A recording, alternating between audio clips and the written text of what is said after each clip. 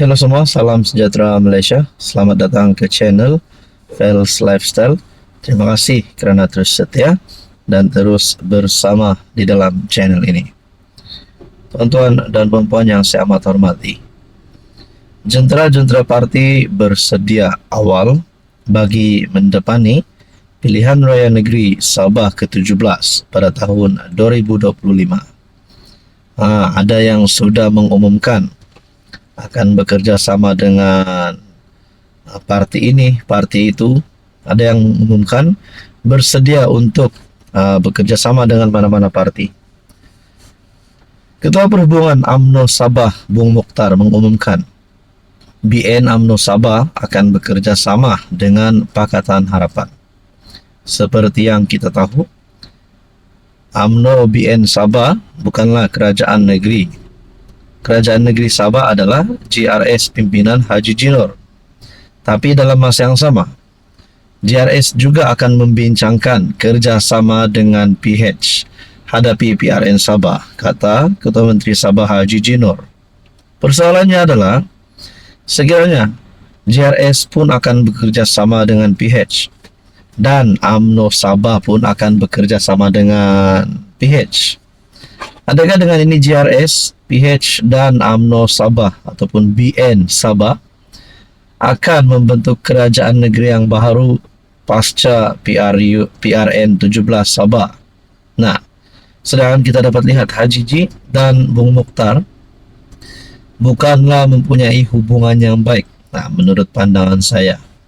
Jadi adakah dengan ini, saudara-saudara yang saya amat hormati, sekiranya GRS tidak bekerja sama dengan PH kerana PH dan UMNO pun bersetuju untuk bekerja sama, adakah Haji Ji pula akan berpaling tada? Berpaling tada dengan Pakatan Harapan Malaysia yang dipimpin oleh pengerusi PH sendiri Anwar Ibrahim sebagai Perdana Menteri? Itu pertanyaan saja. Seperti yang kita tahu, GRS ada 6 ahli parlimen. 6, kalau saya tak silap, memang 6 MP GRS di Malaysia. Nah, adakah dengan ini GRS sekiranya mereka tidak mahu bekerja sama dengan PH, mereka pula akan berpaling tada dengan Kerajaan Persekutuan, Parti Pakatan Harapan gabungan PH yang dipimpin oleh Anwar Ibrahim? Menurut artikel, GRS akan mengadakan perbincangan dengan PH berhubung kerjasama antara kedua-dua gabungan itu bagi menghadapi PRN ke-17. Pengerusi GRS Haji Jinor berkata, bagaimanapun tarikh perbincangan masih belum ditentukan. Kita nantikan sajalah adakah GRS akan bersama dengan PH ataupun PH hanya akan bersama dengan UMNO bagi mendepani PRN ke-17. Dan adakah perkara ini akan memberikan kesan terhadap hubungan di antara GRS dan Kerajaan Persekutuan, PH Persekutuan, PH Malaysia? Nah, saudara-saudara, berkaitan dengan ini, apa komen anda? Halo semua, salam sejahtera Malaysia. Selamat datang ke channel Fels Lifestyle. Terima kasih kerana terus setia dan terus bersama di dalam channel ini. Ini adalah satu kejutan bagi kepimpinan kerajaan, terutamanya kepimpinan UMNO. Saudara-saudara yang saya hormati, PAS dan UMNO pernah dibawa satu kerjasama di dalam Muafakat Nasional. Ada yang bertanya-tanya, adakah MN akan dihidupkan kembali? Ataupun pendek kata, adakah UMNO dan PAS boleh bergabung semula? Kalau saya tak silap, Presiden UMNO Zaid Hamidi pernah membuat kenyataan bersedia untuk bergabung dengan PAS, tetapi bukan presidennya Hadi Awang. Tidak mahu Hadi Awang jadi presiden. Tapi Zaid ada menyatakan kesediaannya. Jadi tuan-tuan dan puan yang saya amat hormati, saudara-saudara, adakah PAS dan UMNO sebenarnya boleh bekerja sama semula? Adakah hari ini PAS di dalam blok pembangkang manakala UMNO di dalam blok kerajaan masih mempunyai harapan untuk bersama-sama? Tidak tahulah bersama di dalam blok pembangkang ataupun sebaliknya bersama di dalam blok kerajaan. Nah, tuan-tuan dan puan, dalam satu artikel PAS kurang serang UMNO kerana masih ingin bersama, dakwa penganalisis.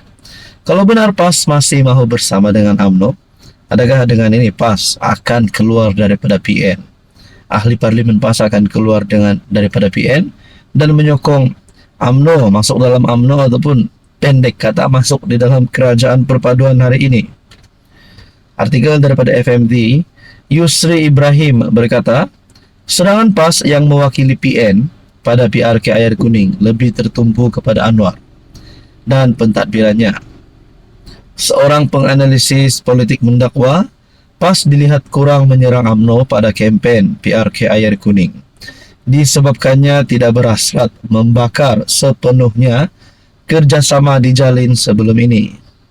PAS mewakili PN pada PRN pada pilihan raya 26 April itu, manakala UMNO di bawah tiket BN disokong parti komponen kerajaan diketuai PH. Yusri Ibrahim dari Universiti Malaysia Terengganu berkata, keadaan itu mungkin disebabkan PAS masih mahu kembali bekerjasama dengan UMNO atas pelbagai faktor, terutamanya dalam berdepan PRU16 seperti disuarakan beberapa pimpinannya. Kalau persediaan untuk menghadapi PRU16 nanti PAS mahu bersama dengan UMNO, adakah PAS dan UMNO akan membentuk kerjasama baru? Kerjasama baru dengan kedua-duanya keluar daripada kerajaan dan pembangkang, lalu membentuk kerjasama baru untuk berdepan PRU16 nanti. Itu menjadi persoalannya. Kita nantikan saja apa yang akan berlaku. Hai, hello, salam sejahtera Malaysia. Selamat datang ke channel Fels Lifestyle. Saudara-saudara yang saya hormati, terima kasih kerana terus setia dan terus bersama di dalam channel ini. Seperti yang kita tahu, beberapa nama-nama besar di Malaysia yang terlibat dengan siasatan, terlibat dengan kes rasuah, terpalit dengan kes rasuah. Antara nama-nama besar yang kita boleh kata sebagai public figure, lebih-lebih lagi yang menjadi ahli parlimen, YB, Datu, siapa sajalah yang mempunyai satu, ya kita boleh cakap public figure lah. Antara yang menjadi sebutan ramai adalah nama Syed Saddiq. Beliau adalah salah satu pemimpin yang disegani ramai. Nah, berkaitan dengan kes yang terpalit melibatkan nama Syed Saddiq, satu keputusan ataupun satu berita daripada My Metro, Syed Saddiq arah clearkan RM 1 juta, elak wang disita SPRM menurut pendakwaan. Nah, pertanyaannya adalah, kalau benar Syed Saddiq ni kotor, terlibat dengan rasuah, adakah akan ada serbuan berlaku? Adakah akan ada penemuan wang bertimbun-timbun lagi? Saya agak risau sebenarnya. Tapi saudara-saudara, kita harap keputusan yang adil akan dibuat. Tindakan ahli parlimen Muar, Syed Saddiq, mengarahkan bekas penolong bendahari Armada Bersatu clearkan wang RM 1 juta bagi mengelak wang itu disita SPRM adalah tidak jujur.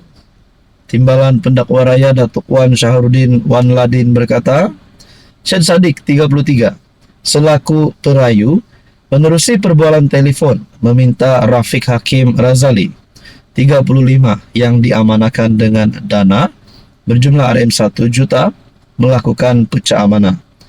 Menurutnya ada keterangan menunjukkan perayu mengarahkan Rafiq yang juga saksi pendakwaan ke-13 mengeluarkan RM 1 juta pada 6 Mac 2020. Perayu mengarahkan SP13 untuk clearkan wang itu dan ada keterangan menunjukkan dia menyuruh bekas Exco Armada Bersatu Abdul Hanaan Khairi 32 dan seorang lagi saksi meletakkan tarik ke belakang di resit dan sebut harga pada 2 Jun 2020. Nah, saudara-saudara, menerusi perbualan telefon, perayu juga meminta SP13 untuk clearkan wang yang disimpan dalam akaun bank itu, parti itu, kerana khawatir wang itu akan disita oleh SPRM.